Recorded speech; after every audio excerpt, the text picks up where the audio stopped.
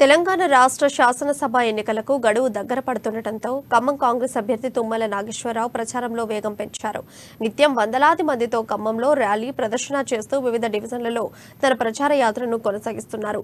ఖమ్మం నియోజకవర్గంలో అరాచకాలు, అక్రమాలు, ఆక్రమణలు, దౌర్జన్యాలు, తప్పుడు కేసులు రాజ్యమేలుతున్నాయని తుమ్మల అన్నారు.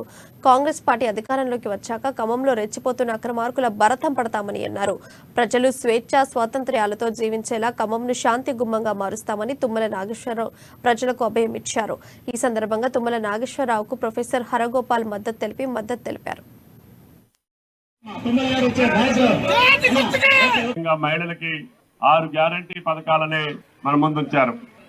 ఎక్కడ కబ్జాలకు గాని, బెదిరింపులకు గాని, అదిరింపులకు గాని తావు లేకుండా మీ జీవితాలు, వ్యాపారస్తులు కావచ్చు, కూలీలు కావచ్చు, అదే విధంగా ఉద్యోగస్తులు కావచ్చు, ఎవరైనా సరే వాళ్ళ బతుకాలను బతికినిచ్చేటటువంటి ప్రభుత్వం ప్రజాస్వామ్యయుతంగా ఉంటది తప్ప ఇప్పుడు ఉన్నటువంటి పద్ధతుల్లో కేసులు పెట్టో లేకపోతే అదిరించో బెదిరించో చంపుతామని చెప్పి రాత్రి ఒక కార్పొరేట్ ను కూడా చంపుతామని బెదిరించారంట.